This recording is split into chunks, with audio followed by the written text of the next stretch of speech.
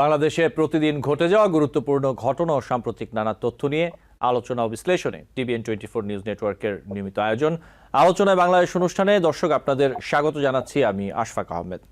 আজকের অনুষ্ঠানে অতিথি হিসেবে আমাদের সাথে যুক্ত আছেন ব্যারিস্টার জিয়াউর রহমান প্লেটো, সদস্য জাতীয়তাবাদী আইনজীবী ফোরাম। আরও যুক্ত আছেন মাসুর মাওলা, প্রেসিডিয়াম সদস্য জাতীয় পার্টি, এবং মানবেন্দ্র দেব, সদস্য কেন্দ্রীয় কমিটি CPB। আপনাদের স্বাগত জানাচ্ছি আলোচনায় বাংলাদেশ অনুষ্ঠানে। আপনাদের সাথে আলোচনা শুরু করার আগে কয়েকটি তথ্য আমি একটু দর্শকদের উদ্দেশ্যে তুলে ধরতে চাই এবং এই সংশ্লিষ্ট বিষয়গুলো নিয়েই মূলত আপনাদের সাথে আলোচনা করব আজকে। প্রথমে যে তথ্যটি তা হচ্ছে গোপালগঞ্জে আইন শৃঙ্খলা বাহিনী ও এনসিপির কর্মসূচিতে কার্যক্রম নিষিদ্ধ আওয়ামী লীগের হামলার পর জারি করা কারফিউ বাংলাদেশ স্থানীয় সময় আগামীকাল শুক্রবার সকাল 11টা পর্যন্ত চলবে। 3 ঘন্টা বিরতির পর শুক্রবার দুপুর 2টা থেকে পরবর্তী নির্দেশ না দেয়া পর্যন্ত কারফিউ চলবে। বৃহস্পতিবার এক বিজ্ঞপ্তিতে স্বরাষ্ট্র মন্ত্রণালয় এই তথ্য জানিয়েছে। গোপালগঞ্জের পরিস্থিতি এখন মোটামুটি স্বাভাবিক বলে জানিয়েছেন স্বরাষ্ট্র উপদেষ্টা লেফটেন্যান্ট জেনারেল অবসরপ্রাপ্ত মোহাম্মদ জাহাঙ্গীর আলম চৌধুরী। বুধবার যে ঘটনা ঘটেছে সে সম্পর্কে গোয়েন্দা তথ্য ছিল কিনা এ সংক্রান্ত প্রশ্নের জবাবে স্বরাষ্ট্র উপদেষ্টা বলেছেন, গোয়েন্দা তথ্য ছিল, তবে এত পরিমাণ যে হবে ওই তথ্য হয়তো ছিল না। বিএনপির স্থায়ী কমিটির সদস্য সালাউদ্দিন আহমেদ মন্তব্য করেছেন, সরকারের নির্লিপ্ততা এবং আইন শৃঙ্খলা নিয়ন্ত্রণে ব্যর্থতায় সারা দেশে মবক্রেসির রাজত্ব হচ্ছে। তিনি বলেছেন, আমরা জুলাই ছাত্র গণঅভ্যুত্থান সংগঠিত করেছিলাম ডেমোক্রেসির জন্য, আমরা এখন দেখতে পাচ্ছি চেয়েছিলাম ডেমোক্রেসি হয়ে যাচ্ছে মবক্রেসি। এনসিপি রাজনৈতিক সমাবেশে হামলা, আইন শৃঙ্খলা রক্ষাকারী বাহিনী ও রাজনৈতিক নেতাকর্মীদের এই সংঘর্ষে 4 নাগরিক নিহত হওয়ার ঘটনায় গভীর উদ্বেগ ও তীব্র নিন্দা জানিয়েছে আইন ও সালিশ কেন্দ্র। এক সংবাদ বিজ্ঞপ্তিতে সংগঠনটি বলছে, নিহত 4 জনের মৃত্যুর দায় সরকার এড়াতে পারে না। একই সঙ্গে এনসিপির নেতাকর্মীদের ওপর ন্যাক্কারজনক হামলার পেছনে দায়ী ব্যক্তিদের চিহ্নিত করার দাবি জানিয়েছে তারা। ছোট করে আমি আর দুটো তথ্য একটু দিব। ভোটার তালিকা সংশোধন অধ্যাদেশ 2025-এর খসড়া চূড়ান্ত অনুমোদন করেছে উপদেষ্টা পরিষদ। এর মাধ্যমে নির্বাচনের তফসিল ঘোষণার আগ পর্যন্ত ভোটার হওয়ার সুযোগ পাবেন যোগ্য নাগরিকেরা, অর্থাৎ বয়স 18 বছর পূর্ণ হলেই তিনি এই সুযোগ পাবেন। বৃহস্পতিবার উপদেষ্টা পরিষদে খসড়াটি অনুমোদন দেওয়া হয়। পরে রাজধানীর ফরেন সার্ভিস একাডেমিতে সংবাদ সম্মেলনে এই বৈঠকের সিদ্ধান্ত জানান প্রধান উপদেষ্টার প্রেস সচিব শফিকুল আলম ও সিনিয়র সহকারী প্রেস সচিব ফয়েজ আহমদ। বর্তমানে প্রতি বছর ডিসেম্বরের মধ্যে যাদের বয়স 18 বছর হয় তারা পরবর্তী জানুয়ারি মাসে ভোটার তালিকায় অন্তর্ভুক্ত হতে পারেন। এবং সবশেষ আরেকটি তথ্য ছোট্ট করে, তা হচ্ছে অন্তর্বর্তী সরকারের প্রধান উপদেষ্টা ডক্টর মোহাম্মদ ইউনূসের সঙ্গে সৌজন্য সাক্ষাৎ করেছেন সাবেক স্বরাষ্ট্র প্রতিমন্ত্রী তানজিন আহমেদ সোহেল তাজ। দেশের প্রথম প্রধানমন্ত্রী তাজউদ্দিন আহমেদের ছেলে ও আওয়ামী লীগ সরকারের সাবেক প্রতিমন্ত্রী ছিলেন সোহেল তাজ। বৃহস্পতিবার রাষ্ট্রীয় অতিথি ভবন যমুনায় প্রধান উপদেষ্টার সঙ্গে সাক্ষাৎ করেন তিনি। এ সময় সোহেল তাজের সঙ্গে তার বড় বোন শারমিন আহমেদও ছিলেন। সাক্ষাতের বিষয়টি নিশ্চিত করেন প্রধান উপদেষ্টার প্রেস সচিব শফিকুল আলম। নিজের ফেসবুক অ্যাকাউন্টে তিনি প্রধান উপদেষ্টার সঙ্গে সোহেল তাজ এবং শারমিন আহমেদের একটি ছবি পোস্ট করেন। এই ছিল কিছু তথ্য। আমি একটু গোপালগঞ্জের যে ঘটনা এটি নিয়ে আসলে আলোচনা শুরু করব। আমি একটু প্রথমে মানবেন্দ্র দেব আপনার কাছে আসি। গোপালগঞ্জের যে ঘটনা, এই ঘটনায় গোয়েন্দা সংস্থা এবং আইন শৃঙ্খলা বাহিনী যথার্থ ভূমিকা রাখতে পারেনি অনেকে বলছেন, অথবা অনেকে বলছেন তাদের ভূমিকা নিয়ে প্রশ্ন তুলছেন। আপনি কিভাবে দেখেন বিষয়টি? এবং গোপালগঞ্জে গতকালকে যে ঘটনা ঘটেছে এটাতে আইন শৃঙ্খলা বাহিনী এবং সরকার সম্পূর্ণরূপে ব্যর্থতার পরিচয় দিয়েছে। আমরা কিন্তু মানে এখানে যে 3 জন আলোচক আছেন প্রত্যেকে আমরা জানি এটা সরকারের দায়িত্ব সেই জায়গার নিরাপত্তা নিশ্চিত করা, এবং নিরাপত্তা নিশ্চিত করতে না পারলে আমরা দেখি যে বিভিন্ন ছোটখাটো ইস্যুতেও তারা 144 দিয়ে বসে থাকেন যে এখানে সমাবেশ করতে যাওয়া যাবে না। এর আগে কিন্তু আমরা পটুয়াখালীতে দেখেছি নুরুল হক নূরকে ওখানে যেতে দেওয়া হয়নি, সেখানে মব তৈরি হচ্ছে বা সেখানে যেতে দেওয়া হয়নি। এবং এখানে পুলিশ, র্যাব, বিডিআর, মিলিটারির একদম স্পট করে তাদেরকে নিয়ে যাওয়া হলো, এবং সেই জায়গায় সকাল থেকেই সেই জায়গায় পরিস্থিতি উত্তপ্ত ছিল। স্বরাষ্ট্র উপদেষ্টা বলেছেন তাদের কাছে গোয়েন্দা রিপোর্ট ছিল। গোয়েন্দা রিপোর্ট যদি থাকেই তাহলে এই ধরনের ঘটনা কেমন করে ঘটলো? এই দায় এইখানে যে ঘটনা ঘটেছে, এই 4টা তাজা প্রাণ ওইখানে নিহত হয়েছে, সেই দায় সরকার কোনোভাবেই এড়াতে পারে না। এবং যদি সেইটাকে কন্ট্রোল করতে নাই পারবে তাহলে সেই জায়গায় সমাবেশ করার অনুমতি কেমন করে পেল? এবং এইটাও বাংলাদেশে একটি নতুন ফেনোমেনা যে একটি রাজনৈতিক দল সেটা নতুন পুরাতন নিবন্ধন পেয়েছে পায়নি এই কোনো আলোচনায় যাচ্ছি না, তাদেরকে মিলিটারি স্কট করে নিয়ে জেলায় জেলায়, মানে আজকেও তারা যেখানে মুভ করেছেন সামনে পেছনে আর্মি, পুলিশ, বিজেপি, র্যাব, মানে সেটা একটা মনে হচ্ছে যে এটা এনসিপির সমাবেশ নয়, এটা হচ্ছে যে সরকারের জয়যাত্রা, মানে এবং সেই যেইভাবে সেই অ্যাটিটিউড কোনোভাবেই একটা গণতান্ত্রিক রাষ্ট্রে কাম্য নয়। রাজনৈতিক দলগুলোর সভা সমাবেশ করবার অধিকার আছে এবং রাষ্ট্রকে সেই নিরাপত্তা নিশ্চিত করতে হয়, সরকারকে সেই নিরাপত্তা নিশ্চিত করতে হয়। এবং তারা জেনে, মানে এই আলোচনাও দেশের মানুষের মধ্যে আছে যে জেনে বুঝে এই পরিস্থিতির মধ্যে দেশকে ঠেলে দেওয়া হয়েছে। শুধুমাত্র এটা তো গোপালগঞ্জের ইস্যু নয়, 5ই অগস্টের এই গণ অভ্যুত্থানের পরে যেই পরিস্থিতি, যেই দেশ, যেই গণতান্ত্রিক পরিবেশ দেখার আকাঙ্ক্ষা করেছিল দেশের মানুষ, সেটা এই পুরো ঘটনাটি তার সাথে সাংঘর্ষিক এবং সেটা তার বিপরীতে চলে যায়। গতকালকে ওইখানে আরো অন্য রকমের ঘটনা ঘটতে পারতো, তাহলে তো সারা দেশ আনস্টেবল হয়ে যেত। এই দায়িত্ব সরকার কোনোভাবেই এড়াতে পারে না এবং সেটা স্বরাষ্ট্র মন্ত্রণালয় নয়, এটা সামগ্রিকভাবে সরকারের ব্যর্থতা। আমরা দেখেছি আইএসপিআর বিজ্ঞপ্তি দিয়েছে আছে যে সেনাবাহিনী বা সশস্ত্র বাহিনী, আইন শৃঙ্খলা রক্ষাকারী বাহিনী বাধ্য হয়ে তারা সেই জায়গায় সেই মবকে প্রতিহত করবার চেষ্টা করেছে। সেখানে এই যে এক্সট্রা জুডিশিয়াল কিলিং এর বিরুদ্ধে আমরা দীর্ঘ বছর ধরে লড়াই করছি এবং সেখানে কিন্তু সেই ঘটনাই ঘটেছে এবং সেটা আসলে মানে কোন জায়গায় পরিস্থিতি আরো কত ভয়ঙ্কর হতে পারত। এবং তারপরেও আমরা দেখছি যে সেইখান থেকে আসলে কোনো বোধোদয় আসলে সরকারের হয়েছে বলে আমরা মনে করছি না। সুতরাং এই দায় কোনোভাবে সরকার এড়াতে পারে না এবং খুবই দায়িত্ব জ্ঞানহীন ভাবে স্বরাষ্ট্র উপদেষ্টা বলেছেন যে তাদের কাছে গোয়েন্দা রিপোর্ট ছিল, যদি থেকেই থাকে তাহলে সেই অনুমতি কেন দেওয়া হলো বা সেই পরিস্থিতি কেন নিয়ন্ত্রণ করতে পারলো না। এবং উনি বলেছেন যে এতটা হবে উনি ভাবতে পারেননি, জি একিউরেট ছিল না, তাহলে এই রাষ্ট্রটা চালাচ্ছেন কেমন করে। এবং যে কনফিউশন গুলোর কথা বলা হচ্ছিল বা যে কনফিউশন গুলো রাজনৈতিক দল গুলো বলছেন, এবং সেটা কিন্তু আমরা কিন্তু গতকালকে ওই ঘটনার পরে এনসিপির অনেক নেতৃবৃন্দের মুখে শুনেছি যারা এইটাকে করতে পারে না, নিয়ন্ত্রণ করতে পারে না, তারা সারা দেশে নির্বাচন কেমন করে করবে, এরকম অনেক আলোচনা বা আলোচনার ডালপালা কিন্তু আমাদের মধ্যে, অনেক কনফিউশন কিন্তু আমাদের মধ্যে ছড়াচ্ছে, দেশের মানুষের মধ্যে ছড়াচ্ছে। সুতরাং সেই জায়গায় যেখানে সরকারের মানুষকে, রাজনৈতিক দল এবং রাজনীতি সচেতন মানুষ বা সাধারণ মানুষকে যে কনফিডেন্স দেওয়ার কথা বা যে কনফিডেন্স নেওয়ার কথা, সেইটা সেই জায়গায় সরকার সম্পূর্ণরূপে ব্যর্থ হচ্ছে। এবং শুধুমাত্র গোপালগঞ্জ তো নয়, আমরা গত কয়েকদিনে সারা দেশের আইন শৃঙ্খলা পরিস্থিতি সহ রাজনৈতিক পরিস্থিতি কিন্তু আমরা জানি, যেটা কিন্তু আসলে কোনোভাবেই গ্রহণযোগ্য না এবং সুখকর না। জি মানবেন্দ্র দেব, আমি নিশ্চয়ই আসবো আপনার কাছে আবারও। জি জিয়াউর রহমান প্লেটো, আমি একটু আপনার কাছে আসি। আমরা যেটি দেখতে পেলাম যে এনসিপির ফরিদপুরের পথসভায় যাতে কোনো ধরনের অপ্রীতিকর ঘটনা না ঘটে, বিশৃঙ্খলা না ঘটে, সে ব্যাপারে জেলা ছাত্র দলের পক্ষ থেকে সজাগ দৃষ্টি রাখার কথা জানায় ছাত্র দলের নেতারা। যেটি হচ্ছে যে এনসিপি নানা সময় আমরা দেখতে পাচ্ছি যে বিএনপির সমালোচনা, নানান ইস্যুতে বিরোধিতা করে আসছে।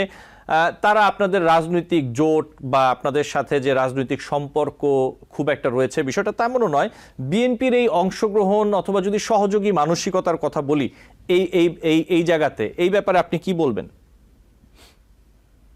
জি ধন্যবাদ আপনাকে এবং সবাইকে ধন্যবাদ যারা যারা এই অনুষ্ঠানের সাথে সম্পৃক্ত আছেন এবং দেখছেন এবং বিজ্ঞ আলোচকরা আছেন। আসলে বেসিক্যালি ওই আমাদের মাত্র যে আলোচক বললেন অ্যাবাউট গোপালগঞ্জের ইস্যুটাতে একটু টানতেই হবে, আপনার ডিরেক্টলি ফরিদপুরে না যে। তো গোপালগঞ্জের ইস্যুতে দেখেন 4 জন লোক মারা গেল। উনি he has rightly pointed out যে এক্সট্রা জুডিশিয়াল কিলিং নিয়ে বিএনপি সবসময় বলতো এবং বিরোধী দলরা বিগত 17 বছর যাবত এই এক্সট্রা জুডিশিয়াল কিলিং এর এগেনস্টই কথা বলেছে, এবং এক্সট্রা জুডিশিয়াল কিলিং একটা দেশের জন্য ভালো কিছু তো বয়ে আনতে পারেই না, বরঞ্চ বিচার ব্যবস্থাকে একটা থ্রেটের মধ্যে ফেলে দেয়।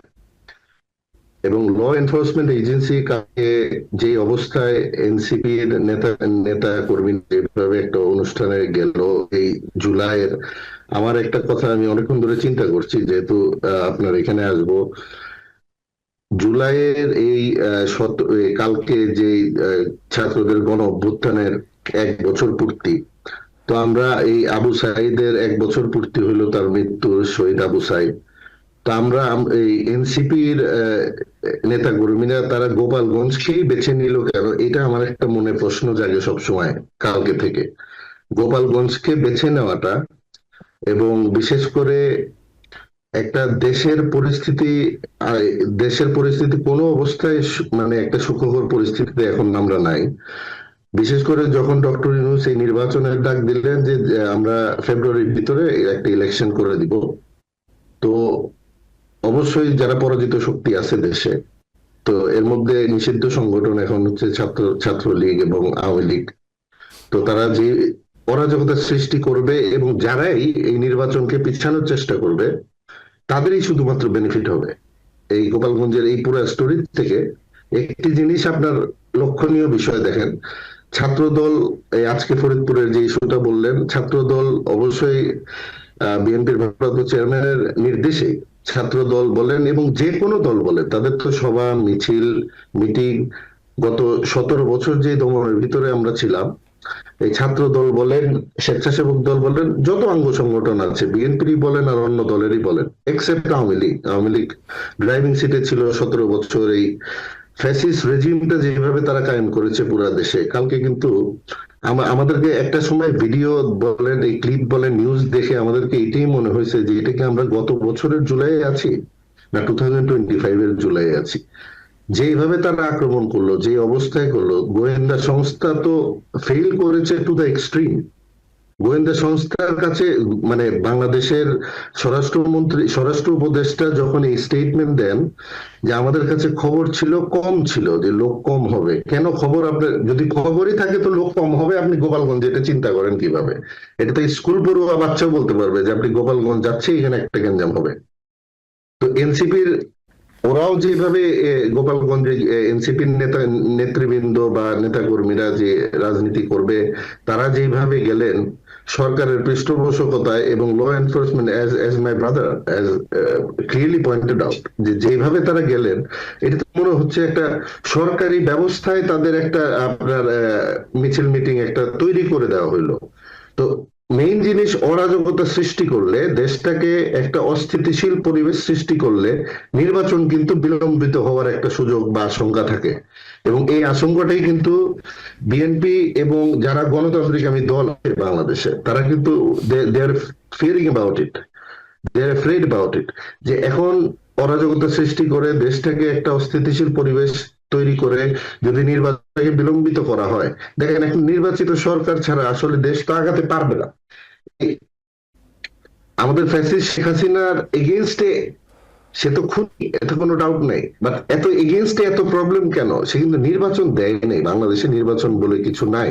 তো যখন আমাদের এই এত বছর পরে একটা ভোটাধিকার আমরা সবাই ফেরত পেতে যাচ্ছি, হোপফুলি আমরা এই চিন্তা করি, এই স্বপ্নই দেখি, তো এই অবস্থায় এই জিনিসটা বাংলাদেশের উপরে এবং বহির্বিশ্বে it is giving a very dangerous warning যে Bangladesh is not in a good state, Bangladesh কোনো অবস্থায় ভালো অবস্থানে নাই, আর এরা they will not be able to hold a proper and free and fair election.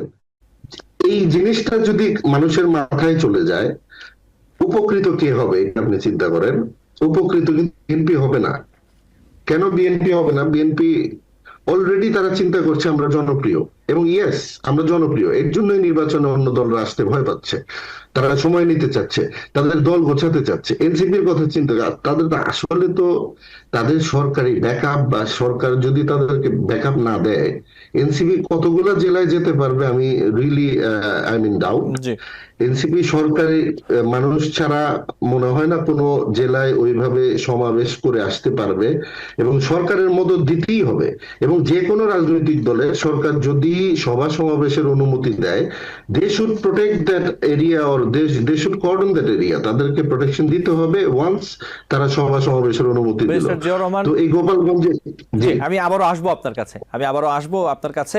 আমি একটু মাসুমুল আপনার কাছে আসি বিরতির আগে। একই বিষয়ে গোপালগঞ্জে যা ঘটলো আমি একটু আপনার কাছে তুলে ধরি। যা ঘটলো, অনেকে ধারণা করছেন এই যে এনসিপির কর্মসূচি চলছে অথবা এমনিও দেশের বিভিন্ন স্থানে আওয়ামী লীগ গোপন প্রস্তুতি নিচ্ছে অনেকে বলছেন, অথবা অনেকে ধারণা করছেন যে নিজেদের শক্তি প্রদর্শন গোপালগঞ্জের মাধ্যমে তারা তাদের একটি শক্তি প্রদর্শন করলে এবং অন্যান্য জায়গাও তারা বিভিন্ন রাজনৈতিক দলের সাথে এই শক্তি প্রদর্শন করতে পারে, অস্থিরতা তৈরি করতে পারে, এমন কোনো কিছু আপনার কি মনে হয় কিনা মাসুর মাওলা?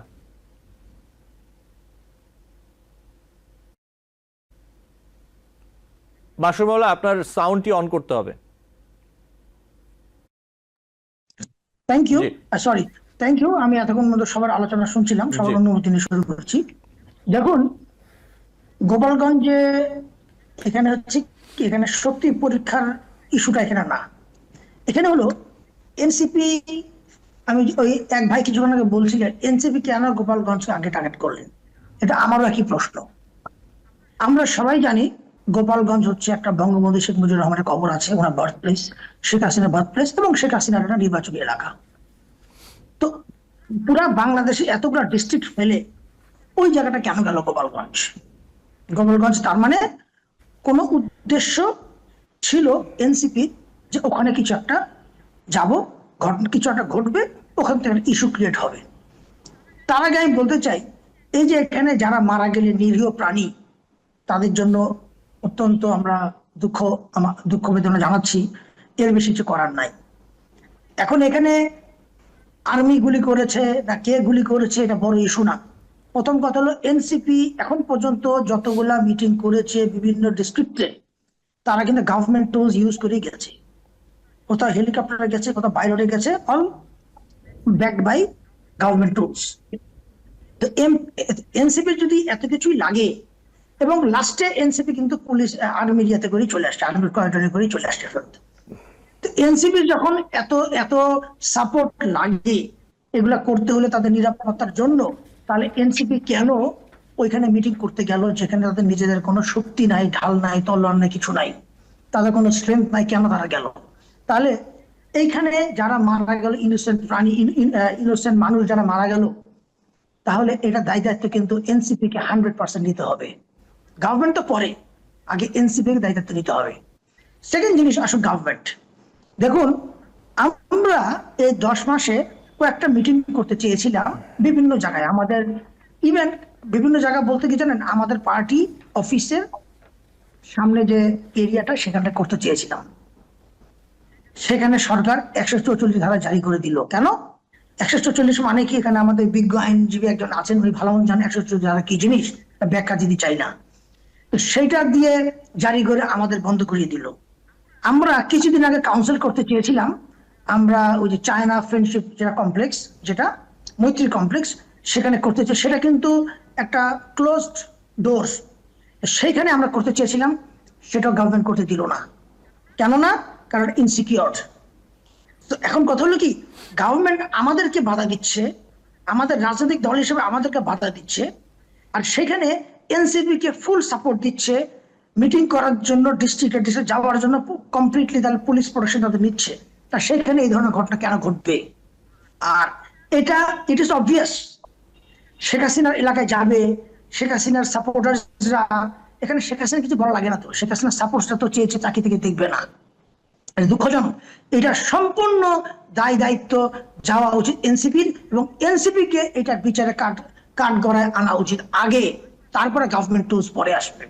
এবং সরকার যে ওখানে, এবার আর্মি যে ওখানে যে কারফিউ জারি করেছে, তো আমি তো মনে করি এই কারফিউ এখন ডিস্ট্রিক্টে দেওয়া উচিত, কারণ এটা স্প্রেড করে যাবে। আমরা যেটুকু স্মেল পাচ্ছি এগুলো স্প্রেড করবে। কিছুদিন আগে আপনি শুনেছেন বিএনপির ওখানে ওই একজন পুরান ঢাকার যে মারা গেল, এরকম ঘটনা তো ঘটছে অরহ।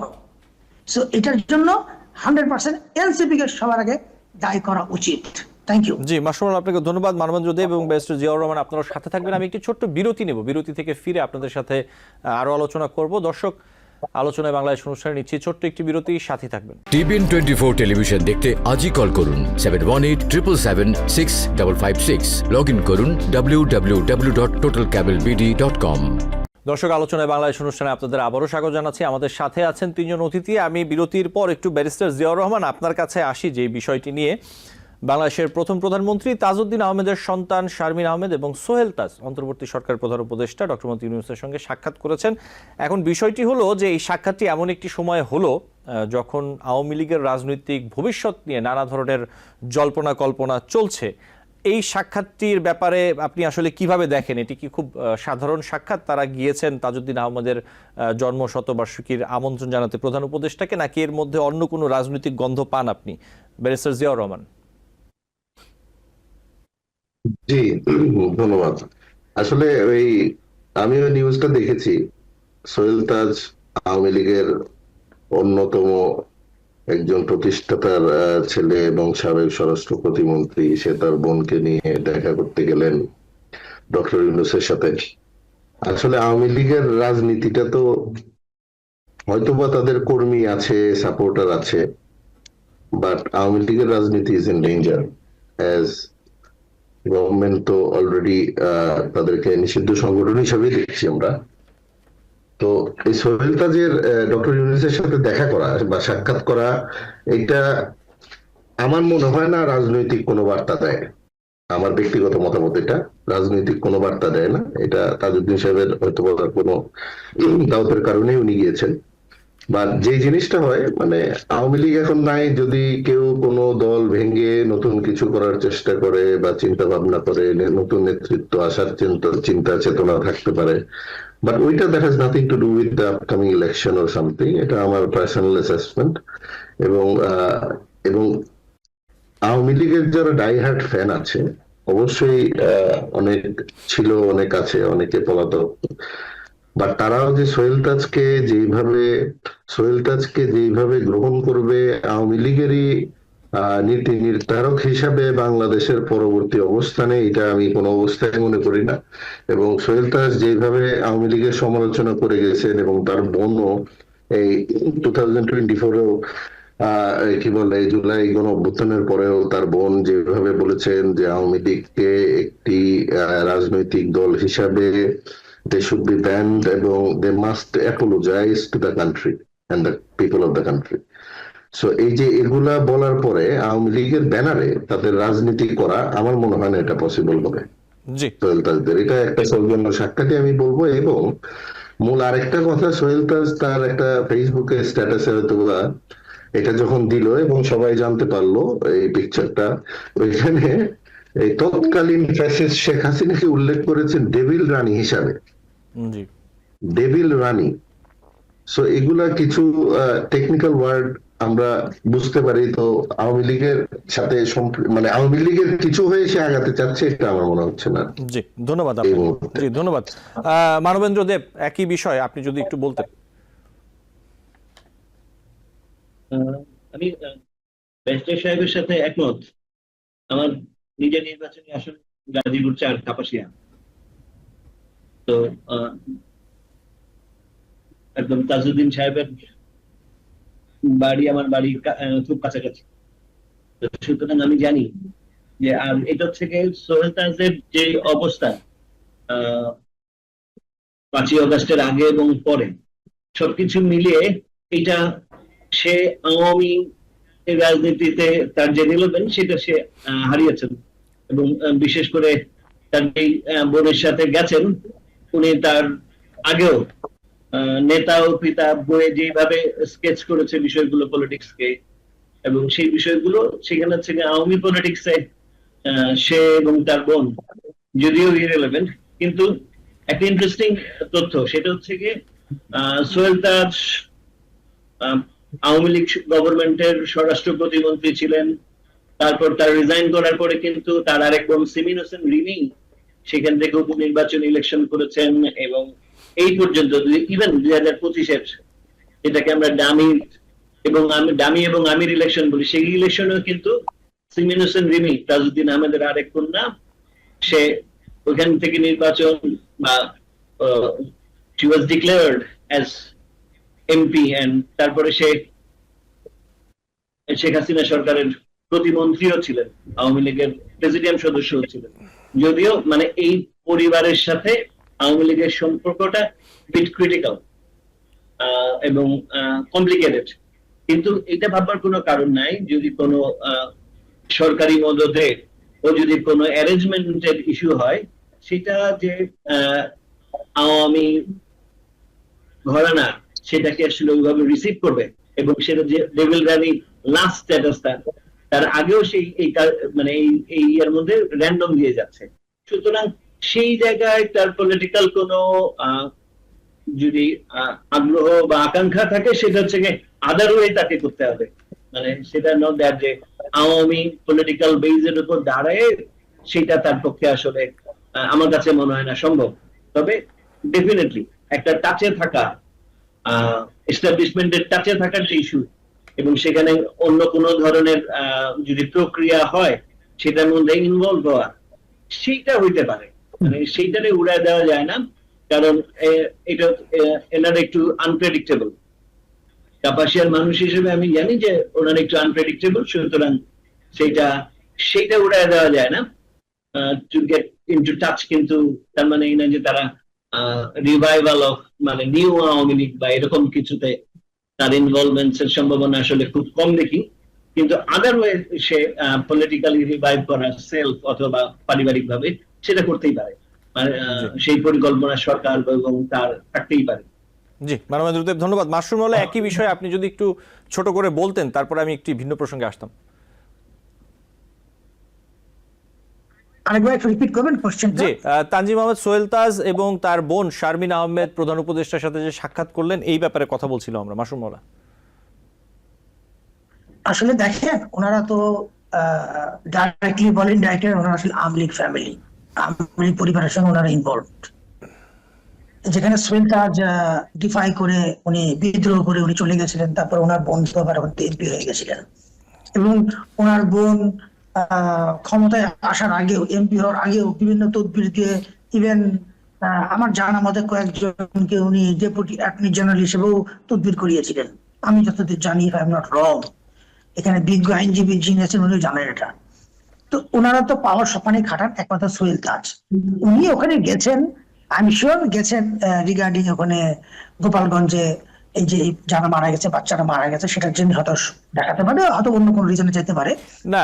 যেটি বলা হচ্ছে, জি মাশরুম, আমি একটু বলি, যেটি বলা হচ্ছে যে বাংলাদেশের প্রথম প্রধানমন্ত্রী তাজউদ্দিন আহমেদের জন্ম শতবার্ষিকীর অনুষ্ঠানে প্রধান উপদেষ্টা ডক্টর মোহাম্মদ ইউনূসকে আমন্ত্রণ জানাতে গিয়েছিলেন তারা। জি বলুন। জি দেখেন, আমন্ত্রণ প্রফেসর ইউনূসকে আমন্ত্রণ জানানোটাও আমি মনে করি এটা অন্যায়। কারণ ডক্টর মোহাম্মদ ইউনূস সম্বন্ধে যেটুকু জানা হয়ে গেছে, উনি অ্যান্টি পলিটিক, মানে বর্তমান এক্সিস্টিং যতগুলি পলিটিক্যাল পার্টি আছে তার অ্যান্টি উনি। তো সেইখানে যেখানে এই ছাত্ররা যারা এই এনসিপির ওয়ান কাইন্ড অফ বলতে পারেন প্যাট্রন, কিন্তু আমাদের ডক্টর মোহাম্মদ ইউনূস, উনি যদি প্যাট্রন না থাকতেন তাহলে গভর্নমেন্ট টুল সাপোর্ট টাপোর্ট এইভাবে এই ছাত্ররা কোনদিন পেত না। তো সেইখানে এটা একটা আমি বলবো ওনার একটা বোকামি, ওনাকে জন্মদিন উপলক্ষে ওনাকে বলা বা দাওয়াত দেওয়া হোয়াট এভার, ইউনূস সাহেব কোনোদিন একসেপ্ট করবেন না। ইউনূস সাহেব হলো উনি নিজে যেটা মনে করেন রাইট, আর উনি তো একটা এজেন্ডা নিয়ে আসছেন দেশ চালানোর জন্য। ওনার পার্টিকুলার কি এজেন্ডা আছে, ওগুলো ফুলফিল না হওয়ার আগ পর্যন্ত ওনার টার্গেট হলো উনি ইলেকশন ডিক্লেয়ার করবেন না। তো এই জন্য এগুলো আসলে দিদের এক্সকিউজেস। তাজ রহমান মনে করছেন যে আমি যদি ইউনূস সাহেবের কাছে যাই তাহলে আমার সুযোগ সুবিধা, ইন দ্য সেন্স, যেমন আমি বলি আমাদের পলিটিক্যাল দলের, আমাদের দলের থেকে বলি অনেকেই যারা কোনদিন নির্বাচন করেন নাই, নাম কস্তে জাতীয় পার্টি, তারা পর্যন্ত ট্রাভেল ব্যান্ড। এখন কথা হলো, এখন হু নোজ, হয়তো সেও ট্রাভেল ব্যানের মধ্যে আছে, ট্রাভেল করতে পারছে না, সেটার জন্য যাইতে পারে। তো এখানে লট অফ রিজনস হতে পারে যাওয়ার জন্য। থ্যাংক ইউ মাশরুম হলা, ধন্যবাদ। আমি একটু তুলে ধরি, ব্যারিস্টার জিয়াউর রহমান আপনার কাছে আবার আসি। বিএনপির স্থায়ী কমিটির সদস্য সালাউদ্দিন আহমেদ তিনি বলেছেন যে চেয়েছিলাম ডেমোক্রেসি, হয়ে যাচ্ছে মবক্রেসি। এখন এই যে মবক্রেসি, এটি যদি না থামে এই মমক্রেসি না থামলে ডেমোক্রেসি পুনরুদ্ধারের যে পথ, এই পথ সামনে আরো কতটা কঠিন দেখতে পাচ্ছেন আপনি? জি, আমাদের এই বিএনপির স্থায়ী কমিটির সদস্য সালাউদ্দিন আহমেদ সাহেব আজকে জাতীয়তাবাদী যুব দলের যেই প্রোগ্রামটা ছিল, বিক্ষোভ ছিল নয়াপল্টনে, তার পূর্ব মুহূর্তে এই কথাটা বলেন, চেয়েছিলাম আসলে ডেমোক্রেসি তো বাংলাদেশে দরকার, এবং বিগত 17 বছর যাবৎ একটা ডেমোক্রেটিক কান্ট্রি বা ডেমোক্রেটিক সোসাইটি হিসেবে কিন্তু আমরা লাইফ লিড করতে পারি না, কিছু সংখ্যক লোক ছাড়া, যারা সবসময় গণতন্ত্রের দোহাই দিয়ে ইলেকশন করেছে এবং দেশ চালিয়েছে, এবং পুলিশ বলেন, র্যাব বলেন, সবাইকে ইউজ করে করে আজকে দেশটাকে এমন পরিস্থিতিতে ফেলে দিয়েছিল, যার জন্য তার পুরো পরিবার নিয়ে দেশের টাকা পাচার করে করে আজকে পালাতে হলো এই খুনি fascist Sheikh Hasina. So democracy is essential. Democratic নির্বাচন ছাড়া দেশ আগাতে পারে না, as I said earlier. So democracy তো অবশ্যই প্রয়োজন, এবং এই যে মবের জিনিসটা যে আসলো, এই মব জাস্টিস তো কোনোভাবেই কাম্য না। এবং যখনই বাংলাদেশে দেখবেন কোনো ভিডিও রিলেটেড বা কোনো একটা খুন, ধর্ষণ বা এগুলা যখন আমরা একটা মিডিয়ার কাছে বেশি চলে আসে, তখন একটা এই মব জাস্টিস যে জিনিসটা হয় বা মব দ্বারা আমরা নিয়ন্ত্রণ করার চেষ্টা, আর মানুষও অতি উৎসাহী লোকগুলাই এই কাজগুলা করে, তারা না সরকারের চিন্তা করে না দেশের চিন্তা করে, যখন যেভাবে আমরা সামনে আসি ওইভাবে একটা বিচারটাকে নিজের হাতে তুলে নেওয়ার চেষ্টা করি।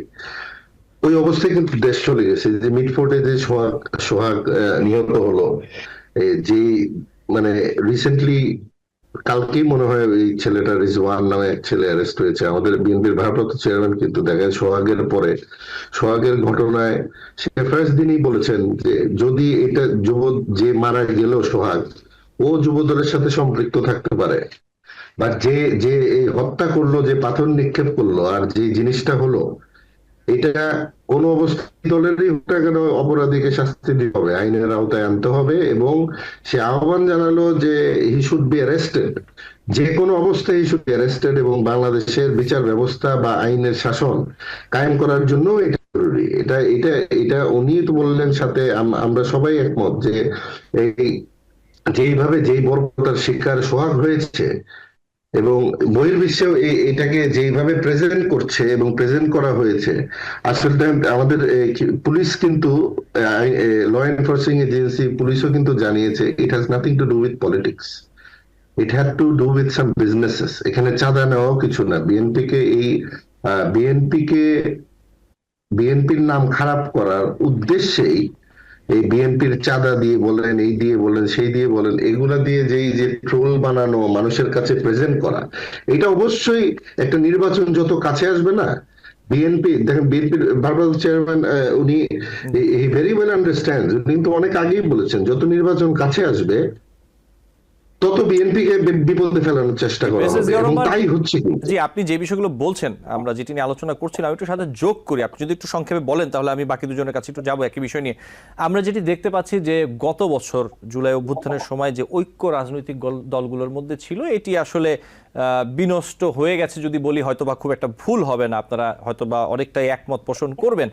এখন এই ঐক্য বিনষ্ট হলে আসলে কার লাভ? শুধু কি পতিত সরকার, রাজনৈতিক দল আওয়ামী লীগের লাভ, নাকি আরো কারো লাভ আছে এই ঐক্য বিনষ্ট হলে? দেখেন, জাতীয় ঐক্য ধরে রাখতে হবে। ইউনূস সরকারও কিন্তু একটা জাতীয় ঐক্যের মাধ্যমে এসছে, এবং এই যে এখন যে বর্তমানে সরকারটা চলছে, এখানে জাতীয় ঐক্য যদি না থাকে, এবং যে অবস্থায় আমরা, এবং এই যে আমাদের আপসীন দেশনেত্রী বেগম খালেদা জিয়াও কিন্তু যখন দেখবেন ইউনূস সাহেবের বিরুদ্ধে, আমাদের বিএনপির থেকেও বিরুদ্ধে না, অনেক ক্রিটিসিজম করেছি আমরা, তখন কিন্তু দেশনেত্রী বেগম খালেদা জিয়া একটা স্টেটমেন্ট দিলেন, এরপর থেকে কিন্তু ক্রিটিসিজম কমে গেল বিএনপির নেতাকর্মীদের থেকে বা দল থেকে, যে ইউনূস সাহেবকে সাহায্য করতে হবে, ওনাকে সহযোগিতা করেন আপনারা, ওনার বিরুদ্ধে বেশি কথা বলবেন, ওনাকে সহযোগিতা করেন। জাতীয় ঐক্য ছাড়া, ন্যাশনাল কনসেনসাস ছাড়া এই সরকারটা কিন্তু আগাতে পারতো না, 10 মাসই চলতে পারতো না। ইনফ্যাক্ট সো তাকে ফেব্রুয়ারি মার্চ তাকে একটা সুষ্ঠু নির্বাচন দিয়ে চলে যেতে হবে। সুষ্ঠু নির্বাচন দিয়ে গণতান্ত্রিক প্রক্রিয়ায় সুষ্ঠু নির্বাচন দিয়ে যেই আসুক না কেন, আসুক না এনসিপি, অসুবিধা কি? ওরা 300 আসনের ভিতরে 400 আসন পাবে, অসুবিধা নাই তো। জি ব্যারিস্টার জিয়াউর রহমান, দেশটাকে তো ডেমোক্রেটিক ওয়েতে আনতে হবে, ডেমোক্রেসি ফিরিয়ে আনতে হবে দেশে। জি আপনাকে ধন্যবাদ। আমাদের সময় খুব কম, আমি একটু মানবেন্দ্রদেব একই বিষয়ে আপনার কাছে আসতে চাই। এই যে এই ঐক্য যদি বিনষ্ট হয় তাহলে কি শুধু কার্যক্রম নিষিদ্ধ আওয়ামী লীগের জন্য লাভজনক বিষয়টা এরকম, নাকি অন্য কারো লাভ আছে অথবা অন্য কোনো লাভ আছে? জি মানবেন্দ্রদেব। না মানে সেটা হচ্ছে কি খুবই গুরুত্বপূর্ণ প্রশ্ন, কিন্তু সময় কম। জি যে ন্যাশনাল জাতীয় ঐক্যটা আসলে কি, মানে কিসের ভিত্তিতে? জাতীয় ঐক্য হচ্ছে যে আমরা গণতন্ত্র চাই, কিন্তু ধরেন আমরা গণতন্ত্র যারা চাই প্রত্যেকে কিন্তু একজন আরেকজনের মধ্যে মিশে যাব না, সেটা ঐক্য না। মানে এই সহযোগিতার মানে কনসেনসাসের বিষয়টা হচ্ছে কি এট এনি কস্ট আমাকে ডেমোক্রেসি এনশিওর করতে হবে, সেটা হচ্ছে যে জাতীয় ঐক্য। এবং সেখানে এই জাতীয় ঐক্যটা মানে বিনষ্ট কেমন করে হচ্ছে, মানে কারা করতেছে, মানে সেটা গুরুত্বপূর্ণ। এবং সেটা হলে কিন্তু আসলে বেরিয়ে যায় যে এখানে আসলে স্বার্থটা কার এবং কি কারণে গভর্নমেন্ট এই আলোচনাগুলো করতেছে। ব্যারিস্টার সাহেব যেটা বললেন যে বেগম খালেদা জিয়া বলেছেন যে তাকে সহযোগিতা করা, ডেমোক্রেসির এসেন্স তো তাই যে যারা অপোজিশনে থাকবে বা গভর্নমেন্টের বাইরে যারা থাকবে তারা ক্রিটিক্স করবে। যখন আমরা ক্রিটিক্স না করি তখন কিন্তু সে লাগাম ছাড়া হয়ে যায়। এবং সেটাও কিন্তু আমরা দেখতেছি যে আমরা একটা সালাউদ্দিন সাহেব যেটা বলছে, আমরা একটা মবক্রেসির মধ্যে, মব ভায়োলেন্সের সংস্কৃতির মধ্যে ঢুকে পড়তেছি, যেটা আসলে আমাদেরকে কিন্তু গণতন্ত্র থেকে অনেক দূরে নিয়ে যাচ্ছে। এবং সেটা আপনার সাথেই মাসুর মাওলা ভাইও ছিলেন সেদিন, আমরা বলেছিলাম যে ডক্টর ইউনূসের গভর্নমেন্টের কিছু এজেন্ডা, হিডেন এজেন্ডা আছে, সেটা বাস্তবায়ন না করে হয়তো সেই ইলেকশনটা দেবে না। তো সেই এজেন্ডা গুলো কি কি আমরা হয়তো সেদিন কয়েকটা বলেছিলাম, এবং সেটা ডেফিনেটলি ডেমোক্রেসি না। সেটা মানে আমরা আরেকটা বিষয় হয়তো মানে সময় থাকলে আলোচনা করা যেত। জি ইউএসটিআর এর যে আরোপ করা চুক্তি শুল্ক ডোনাল্ড ট্রাম্পের সারা দুনিয়া ব্যাপী যে এইটা, তো সেইটার আউটকাম এখানে কি? আমাদের বাণিজ্য উপদেষ্টা বলছেন যে যা চুক্তিতে যা আছে, যে শর্ত আছে সেই শর্ত আমরা বলতে পারবো না। সে কনসালটেশন করার জন্য ইকোনমিস্টদের ডাকতেছেন, বিজনেসম্যানদের ডাকতেছেন, কিন্তু উনি বলছে এখানে আমরা কি করবো বলেন, কিন্তু আমরা ওরা কি বলেছে সেটা আমরা বলতে পারবো। মানে কি অদ্ভুত ভয়ঙ্কর কথা। এবং এই গভর্নমেন্টে আমরা এই জায়গায় রিলিফ দিতে পারি না। সে বন্দরের ইস্যুতে, সে আরাকান ইস্যুতে, অথবা এই ইউএসটিআর এর যে প্রপোজাল বা শর্ত, সেই জায়গায় সে মানে এরকম গোপন চুক্তি করার ইখতিয়ার এই গভর্নমেন্টের নাই। সেই জায়গায় যদি আমরা ক্রিটিসাইজ না করি, ডেমোক্রেসি এখানে নিশ্চিত হবে না। আমরা একটা ভয়ঙ্কর ভবিষ্যতের দিকে, একটা ভয়ঙ্কর অন্ধকারের দিকে ধাবিত হচ্ছি। সেই জায়গায় আমরা কিন্তু এই গণতন্ত্রের প্রতিই থাকবো, গণতন্ত্র কিন্তু থাকবে না। সুতরাং ন্যাশনাল মানে এই কনসেনসাসের কথা যেটা বলেছেন সেটা হচ্ছে কি ডেফিনেটলি জাতীয় স্বার্থে সেই কনসেনসাস থাকতে হবে, ডেমোক্রেসির প্রশ্নে সেই কনসেনসাস থাকতে হবে। আমার পার্টির ইডিওলজি ডিফারেন্ট, বিএনপি ডিফারেন্ট, জাতীয় পার্টি ডিফারেন্ট, বা অন্য যারা আছে তাদের প্রত্যেকে ডিফারেন্ট, আমরা আলাদা আলাদা দল করি, কিন্তু প্রায়োরিটি হচ্ছে কি ন্যাশনাল ইন্টারেস্ট। এবং সেই জায়গায় প্রায়োরিটি হচ্ছে ডেমোক্রেসি। এবং এই ডেমোক্রেসির জন্য ৭১-এর মহান মুক্তিযুদ্ধ। মানবেন্দ্রদেব, আমার হাতে সময় একদম কম। সেই জায়গা থেকে সুতরাং সেই জায়গায় আমরা ডেফিনেটলি এখানে আমরা ডিফারেন্ট কিছু স্মেল করতেছি, এবং সেটা রহস্য প্রকাশ্য হচ্ছে। মানবেন্দ্রদেব ধন্যবাদ। আপনি যে বিষয় নিয়ে কথা বলছিলেন বিস্তর আলোচনার বিষয়, এবং এটি আজকে সময় নেই, নিশ্চয়ই পরবর্তীতে আলোচনা করব আমরা। মাসুর মাওলা, যদি আপনি একটু এই বিষয়ে বলতেন সংক্ষেপে, 30 সেকেন্ডস। দেখেন, আমি আগে বলেছি, ভাই একই কথা বলেছে। ইউনূস সাহেব তো প্রথমে যে এজেন্ডা নিয়ে এসেছিলেন, সকলকে নিয়ে ঐক্যবদ্ধভাবে কাজ করিব, কিন্তু এটা উনি সম্পূর্ণ শপথ উনি ভেঙে ফেলেছেন। এখন উনি করেছেন ডিভাইডেশন, এবং উনি নিজের কনসেপ্ট উনি চলছেন। তো যার কারণে উনি ওনার এজেন্ডা শেষ না করা পর্যন্ত উনি কোনো কিছু শুনবেন না। আর ওই যে কিছুক্ষণ আগে যেটা ইউএস এর ট্যারিফের কথা বলছিলেন, ওটা ওই ওনার এজেন্ডার মধ্যেই পড়ে। ওই এজেন্ডা শেষ না হওয়া পর্যন্ত ইউএস ট্যারিফের মধ্যে কোনো নেগোসিয়েশন হবে না। জি Thank you. জি মাশরুম আল্লাহ, আপনাকে অনেক ধন্যবাদ। মানবেন্দ্র দেব এবং ব্যারিস্টার জিয়াউর রহমান প্লেটো, আপনাদের আন্তরিকভাবে ধন্যবাদ জানাচ্ছি। আপনারা ভালো থাকবেন, নিশ্চয়ই আপনাদের সাথে আবারও কথা হবে। আমাদের দর্শক আপনাদের মূল্যবান মতামত শুনতে পারবেন। ধন্যবাদ দর্শক। আলোচনায় বাংলাদেশ অনুষ্ঠানে আজ এই পর্যন্তই। পরবর্তী অনুষ্ঠান দেখার আমন্ত্রণ জানিয়ে বিদায় নিচ্ছি।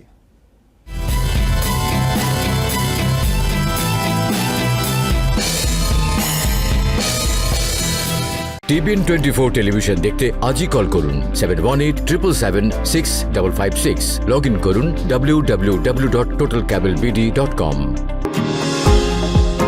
নিউ ইয়র্ক থেকে সম্প্রচারিত টিবিএন 24 টেলিভিশন বিশ্বজুড়ে বাঙালির কণ্ঠস্বর।